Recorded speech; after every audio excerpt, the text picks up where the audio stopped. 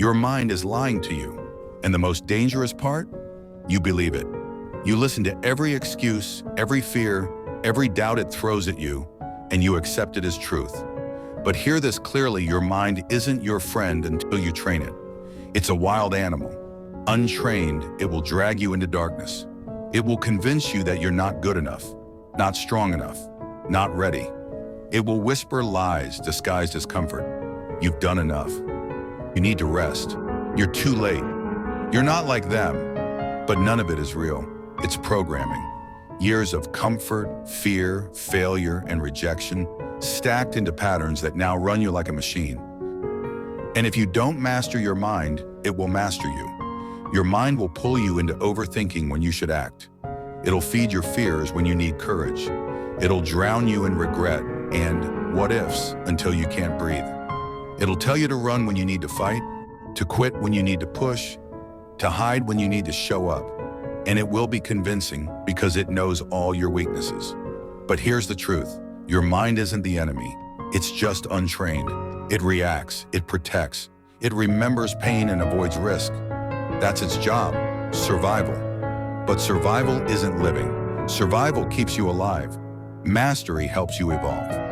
If you want to grow, if you want to achieve anything that matters, you need to dominate your mind. That starts with awareness. You have to catch the lie the moment it appears. The voice that says, you'll never make it. The one that says, you don't have what it takes. That's not your truth, that's your fear. And fear is a liar. So challenge it, question it. Don't take your thoughts at face value. You are not your thoughts. You are the one who observes them, filters them, and decides whether to believe them. And if you want power, you better start deciding like your future depends on it, because it does. Start by training it like a muscle. And no, not with toxic positivity or fake affirmations. You train it by putting it through discomfort on purpose. You wake up early when your body screams for sleep. You step into the cold when your mind says, stay warm. You lift heavy when your muscles say, we're done. You sit in silence and face your demons when your instincts scream, distract me.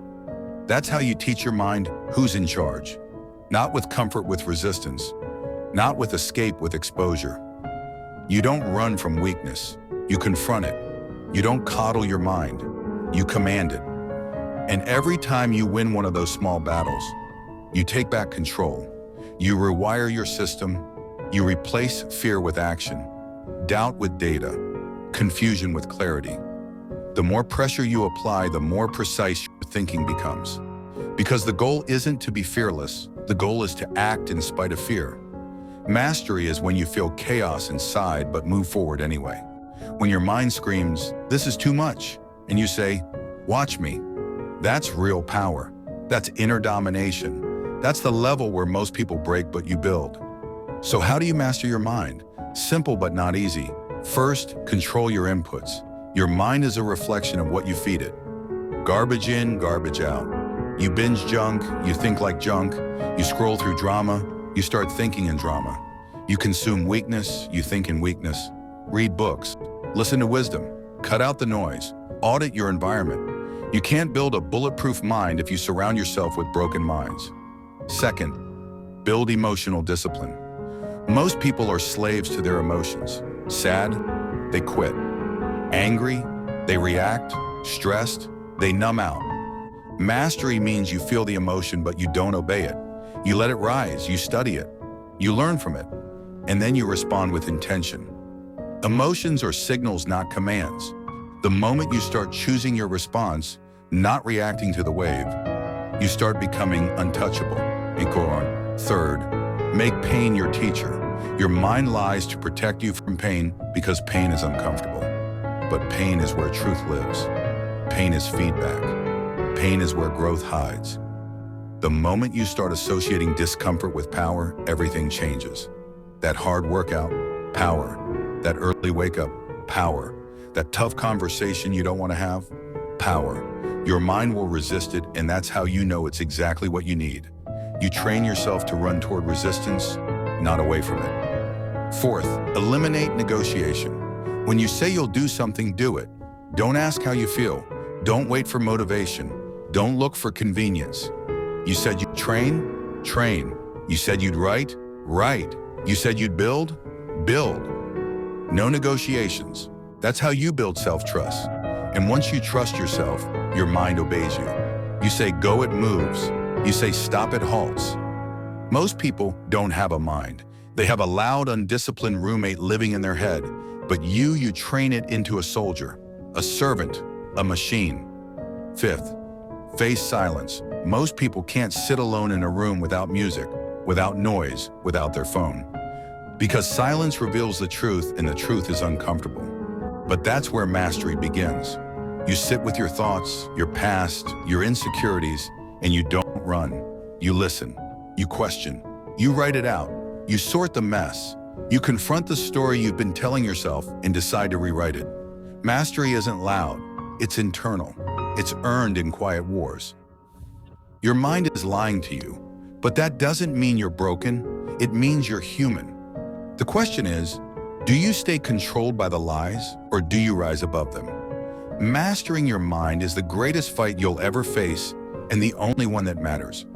Because if you win here, in the space between your ears, there's not a single thing the world can throw at you that you can't crush. Fear? You train through it. Doubt? You've silenced it before. Pain? You use it as fuel.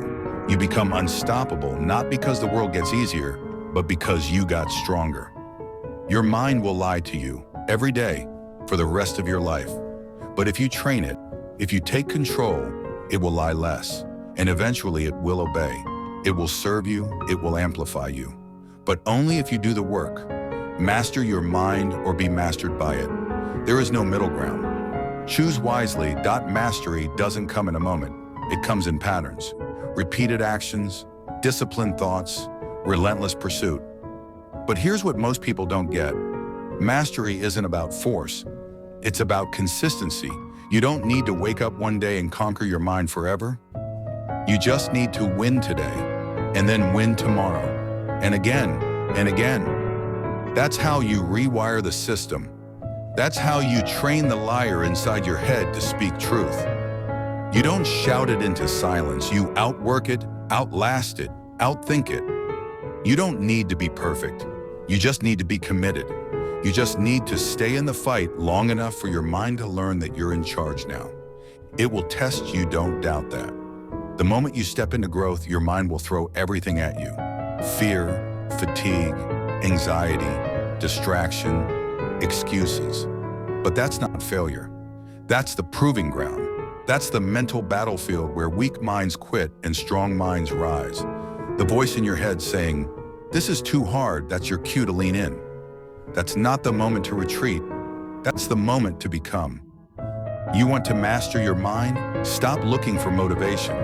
Start building momentum. Mastery lives in action, not inspiration. You move, you build, you adjust, and slowly your mind stops fighting you and starts flowing with you. That's when things shift. That's when discipline stops feeling like a war and starts feeling like peace. That's when focus becomes natural. That's when overthinking fades into clarity.